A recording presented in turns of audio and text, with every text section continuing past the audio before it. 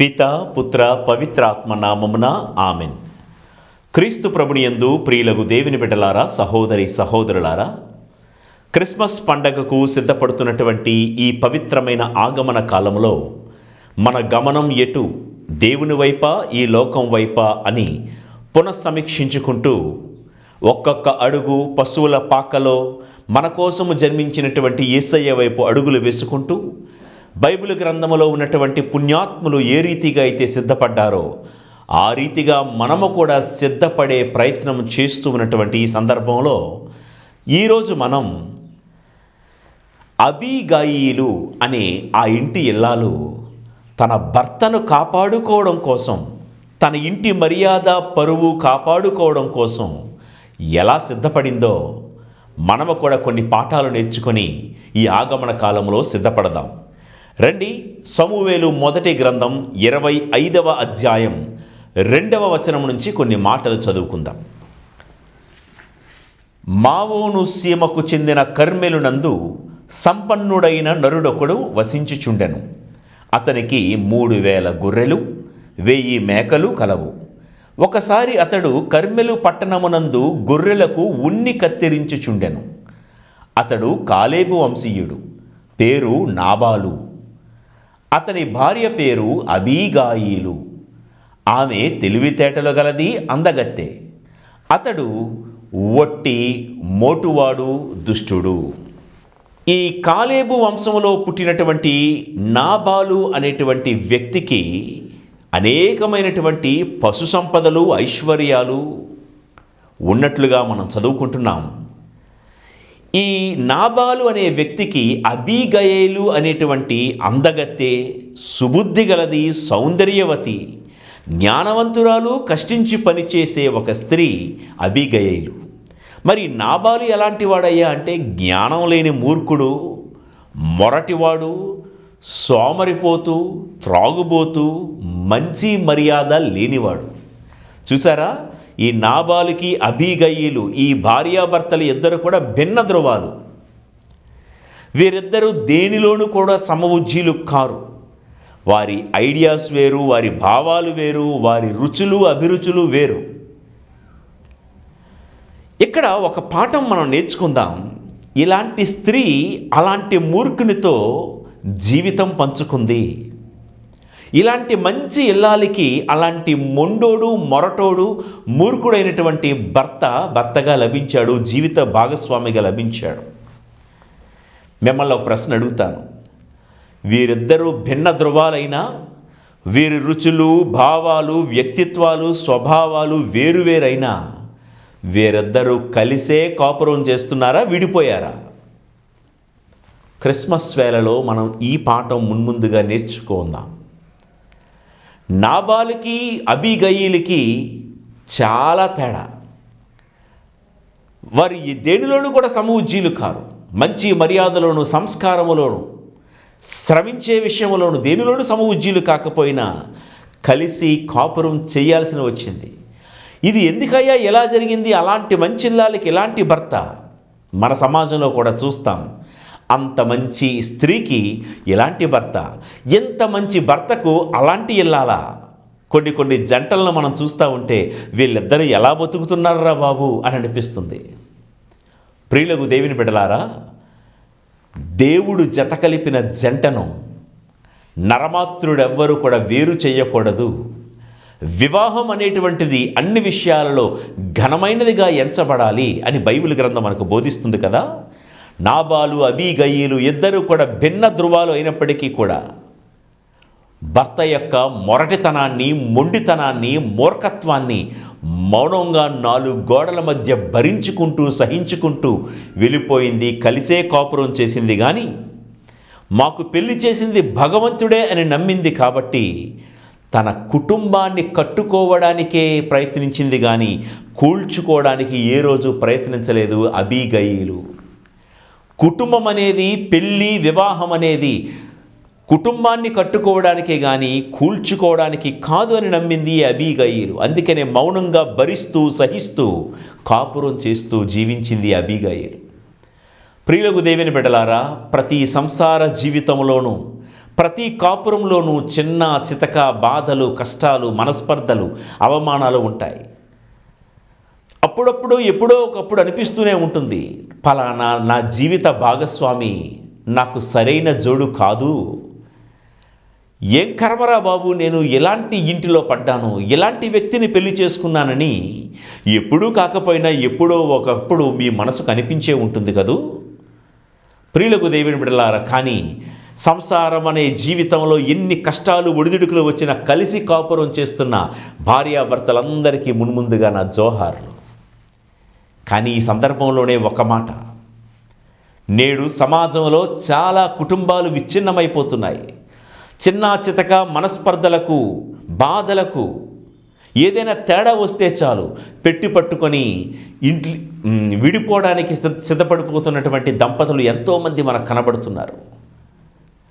ఏదో విడిపోవడానికే పెళ్లి చేసుకున్నామా, తగాదాలు పెట్టుకోవడానికే పెళ్లి చేసుకున్నామా, ఏదో ఒక నేరమో ఒక తప్పో వేలెత్తి చూపుతూ విడిపోవడానికి ప్రయత్నించే కాపురాలు, భార్యాభర్తలు మనం చూడటం లేదా, మనం వినటం లేదా, మన మధ్య బ్రతకటం లేదా? క్రిస్మస్ వేళ సిద్ధపడుతున్నటువంటి ఈ తరుణంలో వాక్యం ఆలకిస్తున్నటువంటి భార్యాభర్తలారా, దంపతులారా, నాబాలు అనే భర్త అబీగయీలుకు ఎందులోనూ సమవుజ్జి కాకపోయినా దేవుడే మా పెళ్లి చేశాడు, దేవుడు కలిపితేనే మేము జంటగా ఉన్నామని నమ్ముకుంటూ భరించుకుంటూ వెళ్ళిపోయిన అబీగయీలులాగా దాంపత్య జీవితంలో ఉన్నటువంటి మీ భర్తే నాబాలులాగా ఉన్నాడేమో. కొన్నిసార్లు భార్యే మీకు సమవుజ్జి కాదని అనుకుంటున్నారేమో. ఎన్ని కష్టాలు వచ్చినా, ఎన్ని బాధలు వచ్చినా అందరూ ఒకరినొకరు అర్థం చేసుకుని కలిసిమెలిసి జీవించడానికి సిద్ధపడండి ఈ ఆగమన కాలములో. పెద్దలైనటువంటి వాళ్ళు కూడా కాపురాలు కలపడానికే ప్రయత్నించాలి కానీ విడగొట్టడానికి ప్రయత్నించకాదు. ఈ రోజుల్లో చాలామంది దివ్య సప్రసాదాన్ని స్వీకరించిన నోటితోనే ఎలాంటి మాటలు మాట్లాడుతున్నారో తెలుసా?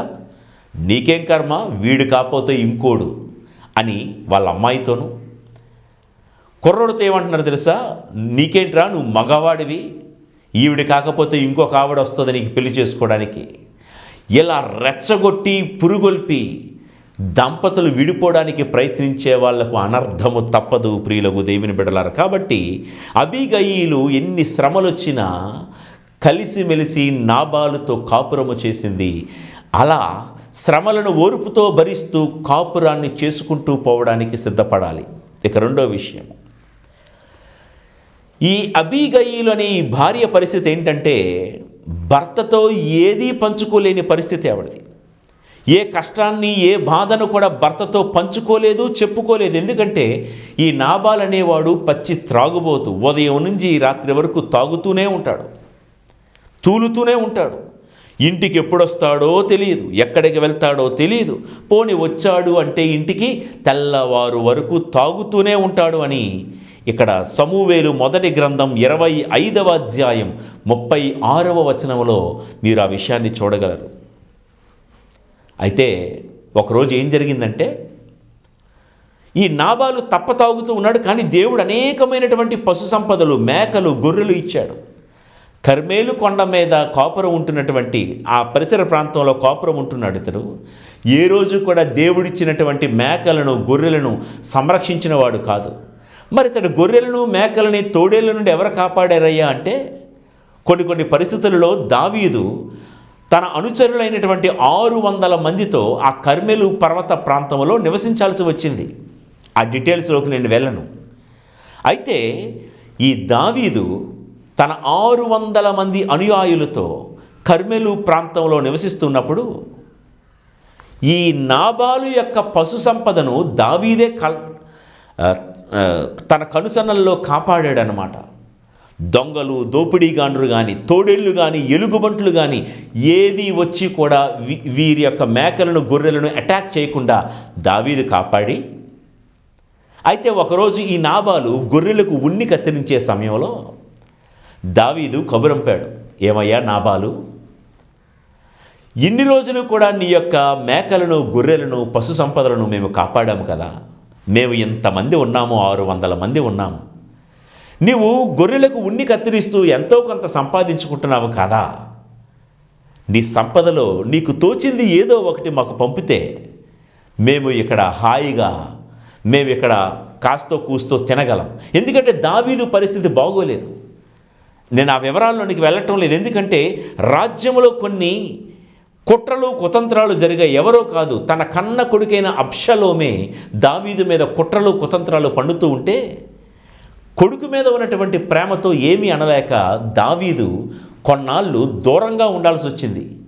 అలా తనతో పాటు దావీదు మీద ఉన్న ప్రేమతో దావీదును అంటుకుని వచ్చినటువంటి వాళ్ళు, వెన్నంటే వచ్చిన వాళ్ళు 600 మంది.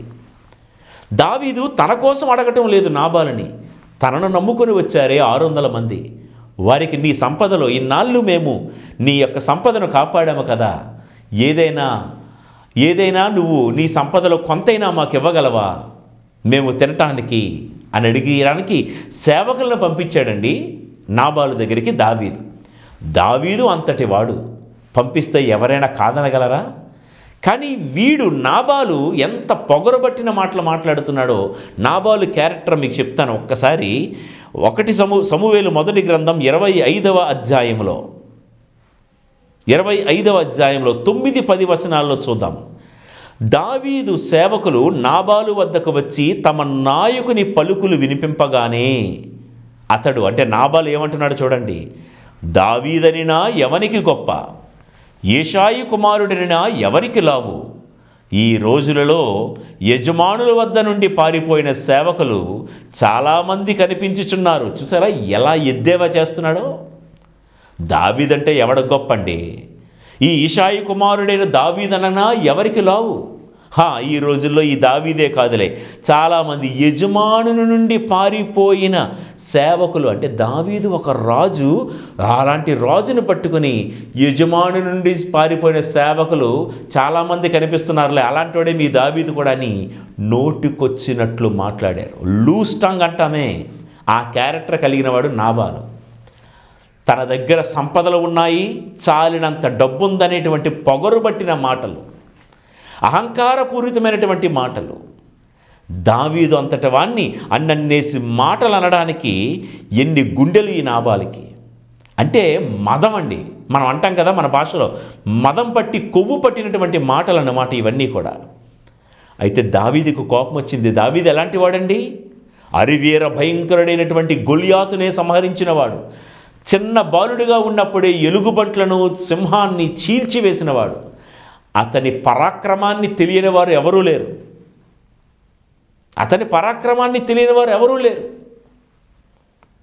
ఇదేదో పులి ముందుకొచ్చి జంక డ్యాన్స్ వేసినట్లుగా నాబాలు దావీదు ముందు ఇలాంటి మాటలన్నీ మాట్లాడుతున్నాడు. ప్రియులకు దేవుని బిడ్డలారా, అయితే దావీదు అన్నాడు, ఎంత పొగరబట్టి మాట్లాడుతున్నావా నీవు? ఏం చూసుకొని నీకు ఈ పొగరు? నీ సంపదలా, నీ ధనమా? దావీదు అన్నాడు, రేపు ఉదయానికి నీ మెడ మీద నీ తలకాయ ఉండదు. దావీదు అంతటి వాడు అంత మాట అంటే, దావీదు ఒక్క కనుసైగ చేస్తే చాలు 600 మంది తన వద్ద ఉన్న యోధులు నాబాలు మీద పడి చీల్చి చెండాడేస్తారు. దావీదు అన్నాడు, రేపు ఉదయానికి నీ మెడ మీద తలకాయ ఉండదన్నాడు. ఈ మాటలన్నీ కూడా, ఈ మాటలు నాబాలు యొక్క సేవకుడు విన్నాడండి. సేవకుడు విని త్వరగా అబీగయీలు దగ్గరికి వచ్చాడు. పరిగెత్తి వచ్చి 14వ వచనంలో, అప్పుడు నాబాలు సేవకులలో ఒకడు అతని భార్య అయిన అబీగయీలుతో, అక్కడి నుంచి పరిగెత్తుకొని వచ్చి అబీగయీలుతో చెప్తున్నాడు. ఎందుకంటే తాగుబోతూ పొగరబోతూ అయినటువంటి నాబాలుతో మాట్లాడి వేస్ట్ అని సేవకుడు అనుకొని, అమ్మా, దావీదు ఎడారి నుండి మన యజమాని వద్దకు దూతలను పంపెను, కానీ ఆయన వారి మీద మండిపడెను అని ఆ దావీదు వారి జనుల గురించి చెప్పుకుంటూ వచ్చి, చూడండి యజమాని గురించి ఎలా మాట్లాడుతున్నాడు. 17వ వచనంలో, దావీదు సేవకులు మన యజమానునకు మన పరివారమునకు నిక్కమగా కీడు చెయ్య నిశ్చయించి ఉన్నారు. అంటే రేపు ఉదయం చంపేస్తానని చెప్పారు. యజమానుడు అంటే నాబాలు వట్టి పనికి మాలినవాడు, అతనితో మాట్లాడినను లాభం లేదు అని నీ దగ్గరికి వచ్చానమ్మా అని సేవకుడు చెప్పాడు. ఇక్కడ ఒక మాట నేర్చుకుందాం. అంటే ఎవడో సేవకుడు వచ్చి అమ్మా నీ భర్త అంటే మా యజమాని ఒట్టి పనికి మాలినవాడు అని తన భర్త గురించి ఆఫ్టర్ ఆల్ ఒక సేవకుడు పనికి మాలినవాడు నీ భర్త అని మాట్లాడుతూ ఉంటే ఎంత బాధపడి ఉంటుందండి ఆ ఇంటి ఇల్లాలు అబీగయీలు. భర్త ఎంత తాగుబోతుడైనా, ఎంత జులాయి అయినా, తిరుగుబోతుడైనా భర్త గురించి అందరూ గొప్పగా మాట్లాడాలి అని అనుకుంటుంది ఏ ఇల్లాలైనా.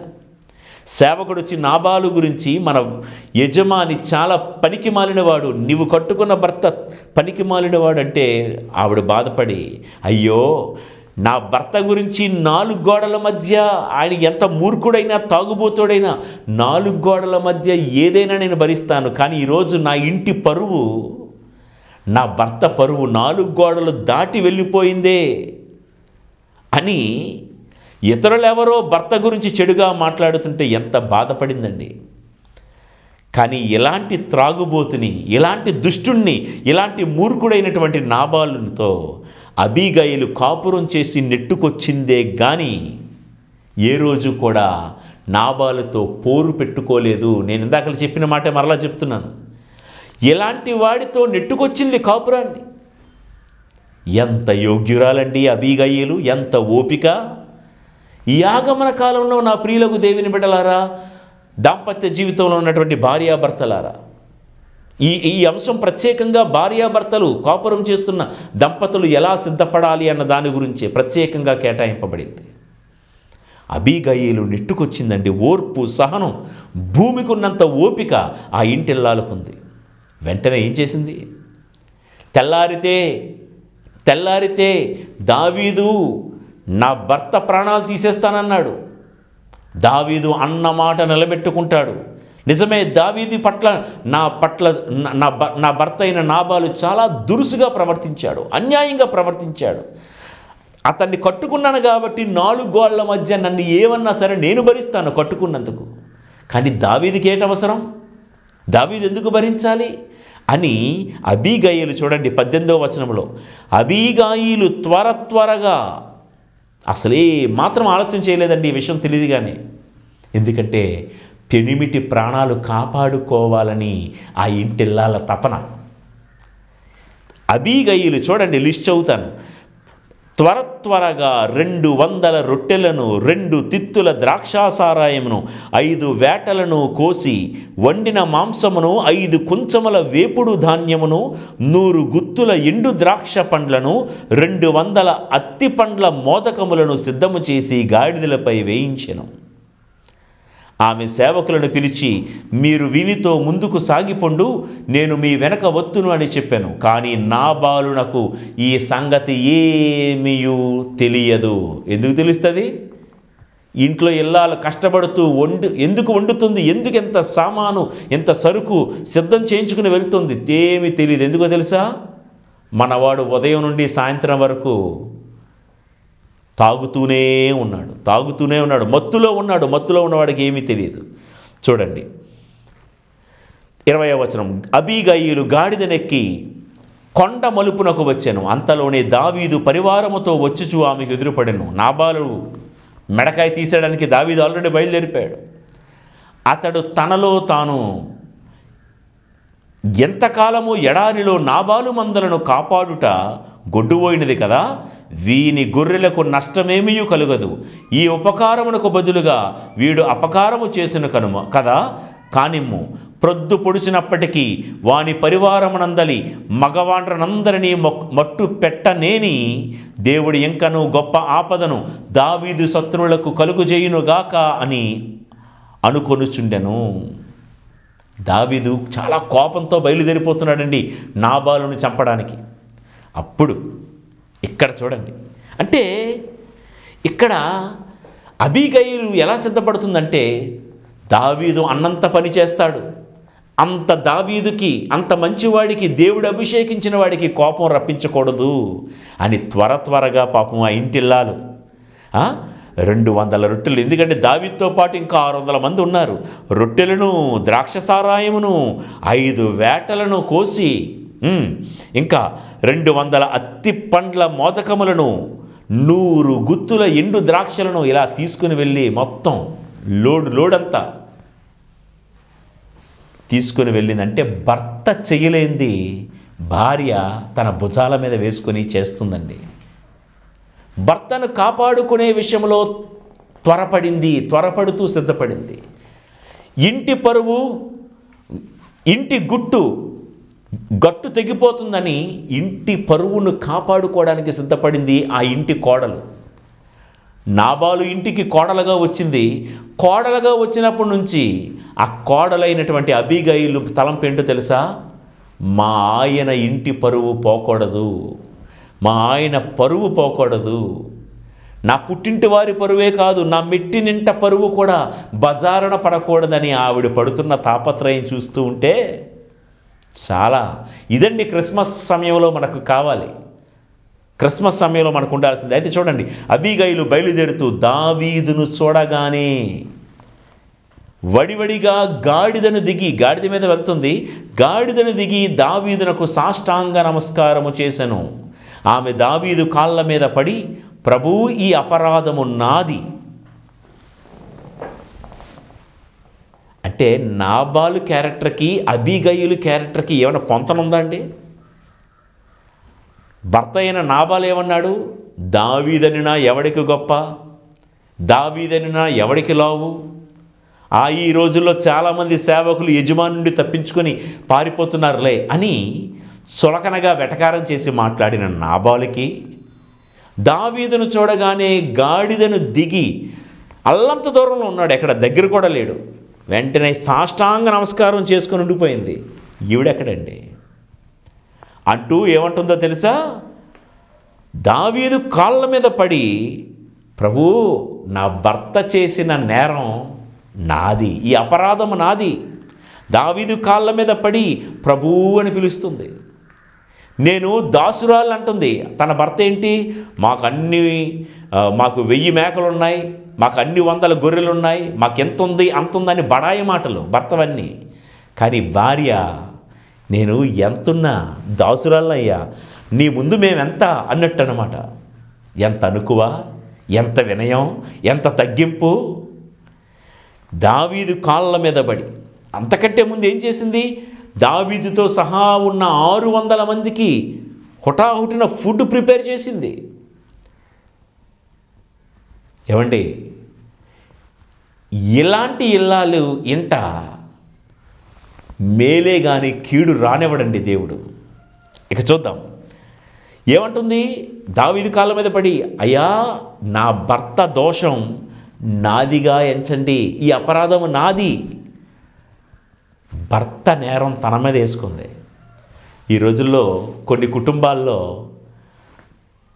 భర్తల్లో ఏ నేరం లేకపోయినా భార్యలు తమ నేరాన్ని కూడా భర్తల మీద వేసేసే వాళ్ళు ఉన్నారు. అలానే భర్తలు కూడా పాపం భార్యల మీద తప్పు ఏమీ లేకపోయినా భర్త తప్పు కూడా భార్యల మీద వేసేసే వాళ్ళు ఉన్నారు. కానీ ఇంటిల్లాలు అబీగయిలు నిరూపిస్తుంది ఏంటంటే, నా భర్త నేరం, నా భర్త చేసినటువంటి పాపం నాదిగా ఎంచమని తన మీద వేసుకుంటుంది. అందుకే సామెతల గ్రంథం 15వ అధ్యాయం 1వ వచనంలో చక్కటి మాట ఉంటుందండి. ఏంటో తెలుసా? మృదువుగా మాట్లాడినచో కోపము చల్లారును అని. మృదువుగా మాట్లాడినచో కోపము చల్లారును. పొగరగా మాట్లాడినటువంటి నాబాలు మాటల వలన దావీదుకు కోపం పెరిగింది. మృదువుగా మాట్లాడినటువంటి అబీగయిలు యొక్క మాటల వలన దావీదు కోపం చల్లారింది. అందుకనే చంపాల్సినటువంటి దావీదు, చంపడానికి కత్తెత్తి వచ్చినటువంటి దావీదు అబీగయిలుని ఆశీర్వదించి వెళ్ళిపోయాడండి. ప్రియులారా, ఏ సమస్యో మిమ్మల్ని, మీ కుటుంబాన్ని వెతుక్కుంటూ వస్తుందేమో, ఏ ఆపద, ఏ ముప్పెన, ఏ ఉగ్రత మిమ్మల్ని వెతుక్కుంటూ వస్తుందో, ఏ సైతాను తంత్రోపాయాలు, కుట్రలు, కుతంత్రాలు మీ మీద దాడి చేయడానికి వస్తున్నాయేమో, మీ ఇంటి గడపలోనికి రాబోతున్నటువంటి దుష్టుడు తిరిగి వెళ్ళిపోవాలి అంటే ఆ ఇంట అబీగయిలును పోలినటువంటి క్యారెక్టర్ ఉన్నవాళ్ళు ఉండాలండి. ఒకవేళ మనం ఇంతవరకు నాబాలు లాంటి క్యారెక్టర్, పొగరుబట్టి, అహంకారంతో కొవ్వు బట్టినటువంటి మాటలు, అహంకారంతో కూడినటువంటి మాటలు, ఇతరులను ఖాతరు చేయని మాటలు కానీ, అమర్యాదపూర్వకమైనటువంటి మాటలు కానీ మాట్లాడినటువంటి క్యారెక్టర్ ఒకవేళ మనలో ఉందేమో. దుష్టుడు మన ఇంటి గడపలోనికి అడుగు పెట్టకముందే మన ఇంటి వాతావరణం నాబాలులాగా ఎంతవరకు ఉంటే ఈ ఆగమన కాలంలో అబీగయీలులాగా మారడానికే ఈ యొక్క ఆగమన కాల సిద్ధపాటు. మాటలో మర్యాద, వినయం, అణకువ, పెద్దల పట్ల మర్యాద, సాంప్రదాయం. దావీదును చూడగానే గాడిద దిగిపోయి సాష్టాంగ నమస్కారం చేసింది. ఈ రోజుల్లో కొంతమంది పిల్లలు పెద్దవాళ్ళు వస్తున్నారంటే కనీసం సోఫా మీద నుంచి లేచి నిలబడరు, కుర్చీ మీద నుంచి కూడా నిలబడరు. చూడండి, ఎవరైనా ఇంటికి చుట్టాలు వస్తారు, పెద్దవాళ్ళు, ఓకే, ఆంటీయో అంకులో పెద్దనాన్నో ఎవరొకరు వస్తారు, అలానే కూర్చొని ఉంటారు. కొంతమంది తల్లిదండ్రులు కూడా చెప్పడం మానేశారు, ఏ గెటప్ అని చెప్పరు. మర్యాద ఏది ప్రియులకు దేవుని బిడ్డలారా? మర్యాద ఉన్న చోట దేవుడు ఆశీర్వాదాలతో వస్తాడు. మర్యాద ఉన్న అబీగయీలును కత్తి ఎత్తకుండా చేతులెత్తి ఆశీర్వదించాడు దావీదు. కత్తి కావాలా, దీవెనలు కావాలా ప్రియులకు దేవుని బిడ్డలారా? ఒకవేళ అనుకుందాం, అబీగయీలు యొక్క ఓపిక నశించి దేనత లేకుండా, మృదువుగా మాట్లాడకుండా, ఇలాంటి మొండోడితోని మొరటోడితోని నేను ఇంకా పడలేను, ఇంకెన్నాళ్ళు కాపురం చేయాలి, చంపితే చంపైనా పేడ విరగడైపోతుంది అని అనుకొని ఒకవేళ తొందరగా వెళ్ళకపోయి ఉన్నట్లయితే, వెంటనే పిడుగులాంటి వార్త విన్నది సేవకుడి దగ్గర నుంచి, పోతే పోనీలే, వాడు ఈరోజు నా బాధ పట్టించుకున్నాడు, వాడిని ఈరోజు నేను రక్షించడానికి వెళ్తే రేపు ఉదయం వెళ్తానులే అని పోస్ట్పోన్ చేసుకుంది అనుకోండి, నాబాలు ఈ పాటికి చచ్చిపోయి ఉండేవాడు. సంపదలు ఎన్ని ఉన్నా భర్త చనిపోతే ఎంత కష్టం, ఎంత బాధ. భర్తను కాపాడుకోవడం కోసం ఏ మాత్రం ఆలస్యం చెయ్యని మంచి ఇల్లాలు ఈ అబీగయీలు ప్రియులకు దేవుని బిడ్డలారా. మంచి చేయడంలో తాత్సారం చూపలేదు, ఆలస్యం చెయ్యలేదు. హుటాహుటిన త్వరగా అనే మాట మనం అక్కడ చదువుకున్నాం. Never postpone to do good. మంచిని చేయడానికి వాయిదాలు వేయొద్దండి. త్వరగా చేసుకుంటూ పోదాం మంచిని. మన ఇంట్లో ప్రాణాలు దేవుడు ఆశీర్వదిస్తాడు. ఇక ఈ అబీగయీలు గురించి చెప్పుకుంటూ వెళ్తే జ్ఞానవంతురాలైనటువంటి అబీగయీలు. అయితే 36వ వచనం చూడండి. ఇంత తతంగం జరిగిన తర్వాత దావీదు ఆశీర్వదించి నాబాలును ప్రాణాలతో వదిలిపెట్టి వెళ్ళిపోయాడు. మనోడికి నాబాలుకి జరిగిందేమీ తెలియదు. ఎందుకు? మత్తులో ఉన్నాడు. 36వ వచనం. అబీగయీలు పతి యొద్దకు తిరిగిపోయాను. ఇంటి వద్ద నాబాలు రాజవైభవంతో ఉత్సవం చేసి విందు నడుపుచుంటాను. ఇంక ఇదే పని, రాజవైభవంతో విందులు నడుపుతున్నాడు. రోజు పార్టీసు, ఇంకెవన్నీ విందులు, వినోదాలు, విందు నడుపుతున్నాడు ఏదో పెద్ద ఘనకార్యం చేసినట్లుగా. అతడు హాయిగా త్రాగి మైమరచి ఉండుటచే మరునాటి ప్రొద్దుటి వరకు ఆ ఇల్లాలు జరిగినదేమీ ఎత్తలేదు. ఎందుకంటే మత్తులో ఉన్నవాడితో ఏం చెప్పినా వేస్ట్. భర్త మత్తు దిగ్గిన తర్వాతే జరిగిందంతా భర్తతో చెప్పిందండి. చూడండి, రాజవైభవంతో విందులు వినోదాలు చేసుకున్నాడు. మరునాటి ప్రొద్దుటి వరకు, అంటే మరునాటి పొద్దుటి వరకు మనోడు తాగుల్లోనే ఉన్నాడనమాట. ఆ ఊసెత్తలేదు. ఉదయము 37వ వచనము. ఉదయము సారాయపు కైపు త్రగ్గగానే అబీగయీలు జరిగినదంతయు పెనిమిటికి తెలియజేశాను. ఆ మాటలకు నాబాలు నిశ్చేష్టుడయ్యను. అతనికి గుండె పగిలెను. కదలిక లేని రాతి బొమ్మ వలె బిగుసుకుపోయెను. 10 దినములు గడిచిన తర్వాత యావే నాబాలును శిక్షింపగా అతడు ప్రాణములు విడిచెను. ఎంత జ్ఞానవంతురాలంటే అబీగయీలు, జరిగిందేదో జరిగింది, ఓకే, దావీదు క్షమించి వదిలేశాడు, బాగానే ఉంది. వెంటనే ఇంటికి వచ్చి కనిపించిన భర్తని చడామడా తిట్టలేదండి.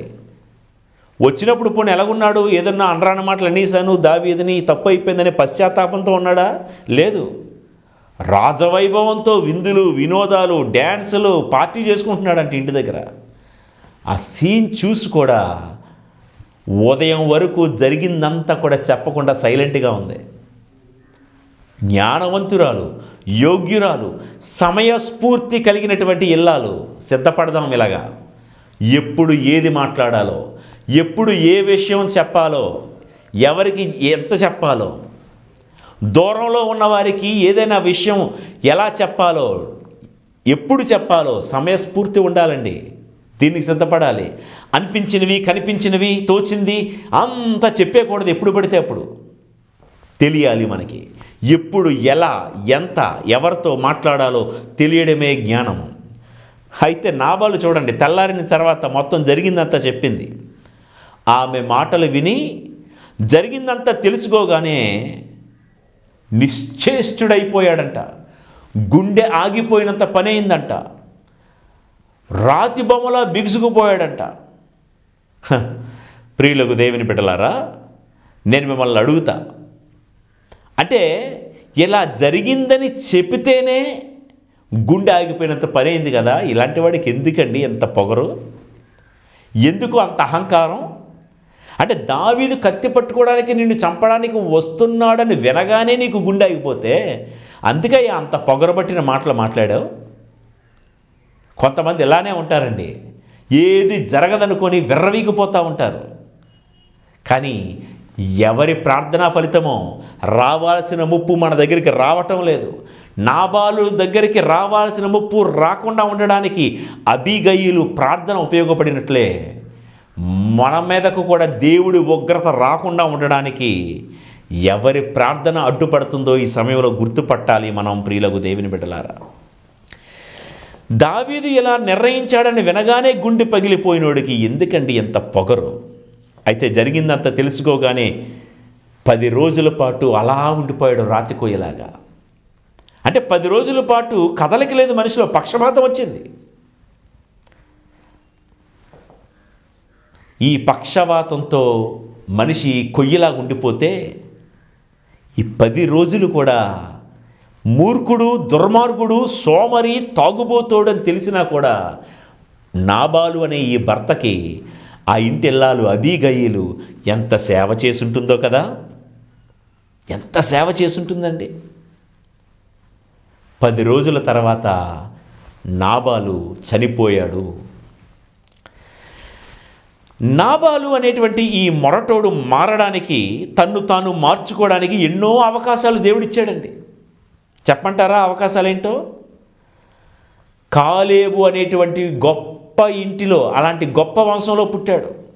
కాలేబు అన్న మాటకు అర్థం ఏంటో తెలుసా? దేవుని విశ్వాసపు కుక్క అని అర్థం. కాలేబు వంశంలో పుట్టాడు. కాలేబు ఎవరో తెలుసా అండి మీకు? యెహోషువ 12 మంది వేగులను పంపించాడు కదా, కానాను దేశం ఎలాగుందో చూసి రమ్మని. అలా ఆ 12 మంది వేగుల్లో కాలేబు కూడా ఒకడు. మిగతా 10 మంది కూడా నెగిటివ్గా మాట్లాడితే పాజిటివ్గా మాట్లాడిన వాడిలో ఈ కాలేబు ఒకడు. అప్పుడు కాలేబుకు 40 సంవత్సరాలు. మళ్ళా 80 సంవత్సరాలు వచ్చినప్పుడు కాలేబుకి అక్కడ, కాలేబు మునుపటిలాగా నీకు జవసత్వాలు సరిగ్గా లేవు కదా, నువ్వు మునుపటిలాగా నువ్వు పోరాడలేవు కదా అంటే 80 సంవత్సరాలు వచ్చిన కాలేబు అంటాడంట, 40 సంవత్సరాల వయసులో దేవుడి కోసం ఎలా పోరాడానో 80 సంవత్సరాల్లో కూడా అంతే పోరాడగలను అని దేవుడి కోసం పోరాట పటిమ కనబరిచిన వాడు ఈ కాలేబు. ఇది కాలేబు బ్యాక్గ్రౌండ్. అలాంటి వంశంలో పుట్టినటువంటి ఈ నాబాలు మారద్దా? తాతలు అంతవారు ఇంతవారని గొప్పలు చెప్పుకోవడానిక? తాతల వంశమేమో చాలా భక్తి విశ్వాసాలు కలిగిన వంశమా, కానీ నాబాలు ప్రవర్తనేమో అసలు వీడు సంపాదించింది కానే కాదు ఈ ఆస్తి అంతా, అంతే కదా. ఓ రోజు ఉదయం తప్ప తాగినోడికి ఎంత సంపాదన ఎలాగొస్తుంది? తాతలు తండ్రులు సంపాదించి గడించి అలా కూడబెట్టి పెడితే మనోడు పని ఏంటంటే ఉదయం నుంచి సాయంత్రం వరకు పార్టీలు, రెస్టారెంట్స్, సినిమాలు, షికారులు, వాళ్ళ మీద వీళ్ళ మీద జోకులు, సెటైర్లు, పొగరబట్టిన మాటలు, కొవ్వుబట్టిన ప్రవర్తన. ఇది నాబాలు క్యారెక్టర్. అంత విలువైన వంశంలో, కాలేబు వంశంలో పుట్టినా మారలేదు, మార్చుకోలేదు. రెండో కారణం, కార్మెలులో కాపురం ఉంటున్నాడు. కార్మెల్ అనేటువంటి పరిశుద్ధమైన స్థలంలో నివాసం ఉంటున్న అలాంటి మంచి ప్లేస్లో ఉండి కూడా మారలే. చాలామంది తీర్థయాత్రలకని పుణ్యక్షేత్రాలకు వెళ్తారు. మనలో కూడా చాలామంది వేలాంగిని, నాగపట్నంలో ఉన్న వేలాంగిని వెళ్తారు, వేరే వేరే ప్రాంతాలకు వెళ్తారు. దేనికి? దేవుని దర్శించుకొని ఒక మంచి నిర్మలమైన మనసుతో ఉండాలని. ఎంత ఖర్చు పెట్టుకుంటాం, సెలవులు పెట్టుకొని ఖర్చు పెట్టుకొని తీర్థయాత్రలకు వెళ్తాం, పుణ్యక్షేత్రాలకు వెళ్తాం. చాలామంది అండి నేను చూశాను, తీర్థయాత్రలకు వెళ్ళిన పుణ్యక్షేత్రాల్లో ఉంటూ కూడా తగులు పెట్టుకుంటారు. తీర్థయాత్రలకు వెళ్ళి వచ్చిన తర్వాత కూడా ఆ ఇంట్లో కయ్యాలు తగాదాలు. అరే, కార్మెలు అనేటువంటి పుణ్యక్షేత్రములో అలాంటి ప్రదేశంలో ఉంటూ కూడా ఉన్నదేమో కాపురం ఉంటుంది పుణ్యక్షేత్రంలో. ఆ పుణ్యభూమి కూడా నిన్ను మార్చలేదు. ఇక మూడోది ఏంటంటే, అబీగయీలుతో కాపురం చేసిన, అంత సాత్వితో అంత మంచి ఇల్లాలతో కాపురం చేసిన అయినా మారలేదు. దేవుడు ఎన్ని అవకాశాలు ఇచ్చాడండి. అబీగయీలుని ఇచ్చాడు, కాలేబు వంశంలో పుట్టేలా చేశాడు, కార్మెలు అనేటువంటి మంచి పుణ్యస్థలంలో కాపురం ఉన్నాడు. కానీ ఇవేమి తనను మార్చలేకపోయాయి. పైగా ఎప్పుడు మత్తులోనే, ఎప్పుడు పాపంలోనే. రాజులాగా విందులు సరదాలు కావాలి కానీ రాజనీతి వద్దు, రాజధర్మం వద్దు. కొంతమందికి నాబాల్లాగా రాజులాగా ఎంజాయ్ చేయాలనుకుంటారు, కానీ రాజుకు ఉండాల్సిన నీతి కానీ ధర్మం కానీ న్యాయం కానీ వారిలో ఉండదు నాబాలులాగా. కాబట్టి తన పాపానికి తానే మరణించాడు. దావీదు చంపలేదండి నాబాల్ని. ఎంత చేసుకున్న వాడికి అంతే మహాదేవ అన్నట్లుగా తన చేసుకున్న పాపానికి తానే చనిపోయాడు. దేవుడే నాబాలును కట్ చేశాడు. అక్కడ విన్నారు కదా, యావే నాబాలును శిక్షింపగా అతడు ప్రాణములు విడిచెను. దేవుడే నాబాలును కట్ చేశాడు. ఎందుకు తెలుసా? తర్వాత క్రమంలో ఈ అబీగయీలు ఏమైపోయింది? 40వ వచనం చదువుతాను చూడండి. అంతట దావీదు అబీగయీలును పెండ్లి చేసుకున్నటకై దూతల ద్వారా వర్తమానం అంపెను. వారు కర్మెలునందున్న అబీగయీలు వద్దకు వచ్చి, దావీదును పరిణయమాడుటకై నిన్ను తోడ్కొని పోవచ్చితిమి అని విన్నవించిరి. ఆమె వినయముతో లేచి నేల మీద సాగిలపడి, ఈ సేవకురాలు నా ప్రభువు పరిచారకుల పాదములు కడుగుటకు కూడా సిద్ధముగానే ఉన్నది అనెను. ఆ రీతిగా ప్రియులకు దేవుని బిడ్డలారా, దేవుడే నాబాలును కట్ చేశాడు.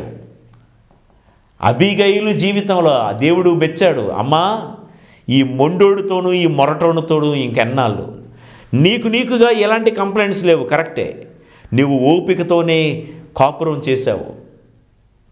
దేవుడు అన్నాడు, ఇన్ని అవకాశాలు ఇచ్చినా మారని ఈ వ్యక్తి ఇక నీ జీవితంలో వద్దని దేవుడే కట్ చేశాడండి. నాబాలు చనిపోయిన తర్వాత ఎంతో సహనంతో ఓర్పుతో భరించినటువంటి ఈ అబీగయీలు దావీదు లాంటి రాజుకి భార్య అయ్యింది. అంటే ఒక సాదాసీదా ఇల్లాలు రాజకుమారిగా మారింది. అలా మారడానికి కారణం ఏంటి?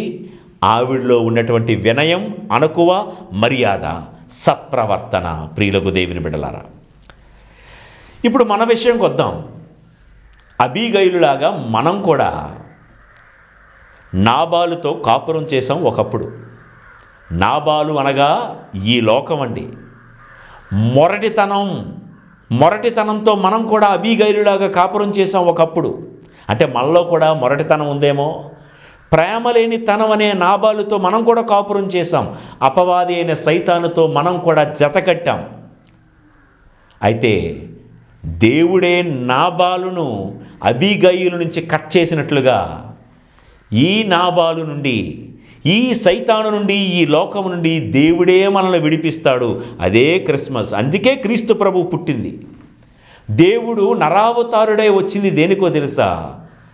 నాబాలు లాంటి మొరటితనంతోనూ, మొండితనంతోనూ, సోమరితనంతోనూ, త్రాగుడుతోనూ, విందులు విలాసాలతోనూ కాపురం చేస్తున్నటువంటి అబీగయీలును పోలినటువంటి మనలాంటి వాళ్ళను నాబాలు నుండి వేరు చేసి విడిపించి, దావీదు అనగా దేవునికి ప్రియుడు, దేవుడికి ప్రియమైన వారముగా ఈ వధువు సంఘాన్ని ఆ వరుడు, పరలోక వరుడితో కళ్యాణము చేయడానికే నిరాకారుడైన దేవుడు నరాకారుడిగా ఈ లోకానికి వచ్చాడు. అదే క్రిస్మస్ ప్రియులకు దేవుని బిడ్డలారా. విధవరాలైన అబీగయీలుకు దేవుడే దావీదునిచ్చాడు, అందుకే రాణి అయిందని మనం చెప్పుకున్నాం. మనం కూడా నాబాలు అని పిలువబడే సైతానును, అపవాదిని వదిలేద్దాం. అప్పుడే దావీదుతో పోల్చబడినటువంటి క్రీస్తు రాజుతో మనం జీవించగలం. అబీగయీలు దావీదు రాజుతో ఎలాగైతే జీవించిందో మనము కూడా, క్రైస్తవ సంఘం కూడా రాజాది రాజు అయినటువంటి క్రీస్తు రాజుతో జీవించగలం. ఆయన పరలోక రాజ్యానికి మనం వారసులము కాగలం. కాబట్టి ఈ క్రిస్మస్ వేళ ఎవరు కావాలి? నాబాలు కావాలా? దావీదును పోలిన క్రీస్తు కావాలా? నాబాలును పోలిన లోకంతోనే ఇంకా జీవిద్దామా? దావీదును పోలిన క్రీస్తుతో జీవిద్దామా? ఎవరు కావాలి? క్రీస్తే కావాలి అని అనుకుంటే ఈ లోకంలో ఉన్న పొగరుబట్టినటువంటి మాటలు, అహంకారాన్ని, ద్వేషాగ్నిని వదిలిపెట్టి అబీగయీలు దావీదు దగ్గరికి వెళ్ళినట్లుగా మనము కూడా క్రీస్తు దగ్గరికి వెళ్దాం. వినయము కలిగి, దీనత కలిగి, అంతర్గత సౌందర్యము కలిగి, మంచి చేయుటలో చురుకుదనము కలిగి, సహనము, ఓర్పు కలిగి జీవించడమే నిజమైన క్రిస్మస్. ఈ క్రిస్మస్లో అబీగయీలు నాబాలు నుండి దావీదు దగ్గరికి వెళ్ళినట్లుగా మనము కూడా ఈ లోక వ్యామోహాల నుండి వేరు చేయబడి రాజాదిరాజైనటువంటి క్రీస్తురాజుని బాలయేసు దగ్గరకు చేరుదాం. అదే నిజమైన క్రిస్మస్. అబీగయీలు సిద్ధపడినట్లుగా మన జీవితంలో మనం కూడా సిద్ధపడదాం. ఈ ప్రయత్నంలో దేవాది దేవుడు మనందరికీ తోడై ఉండి కాపాడునుగాక. ఆమెన్.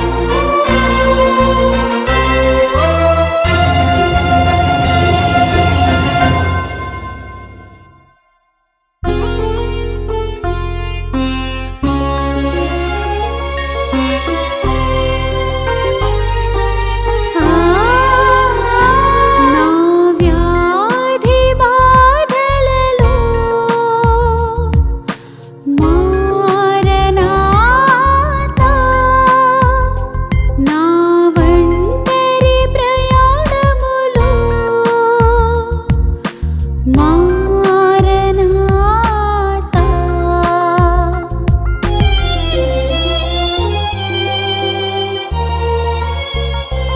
నా వ్యాధి బాధలలో మారనాథా నా ఒంటరి ప్రయాణములో మారనాథా మారనాథా మారనాథా మారనాథా మారనాథా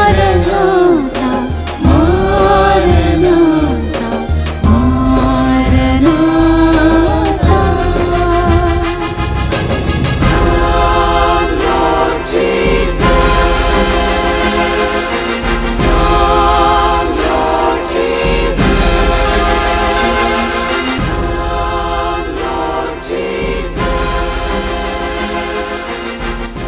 ప్రభువు మీతో ఉందురుగాక.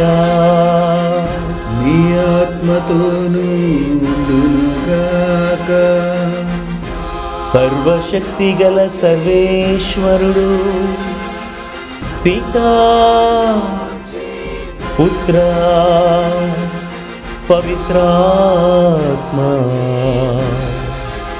మిమ్ములను మీ కుటుంబములను ఆయురారోగ్యములతోనూ శాంతి సమాధానములతోనూ ఆశీర్వదించి కాపాడుదురుగాక.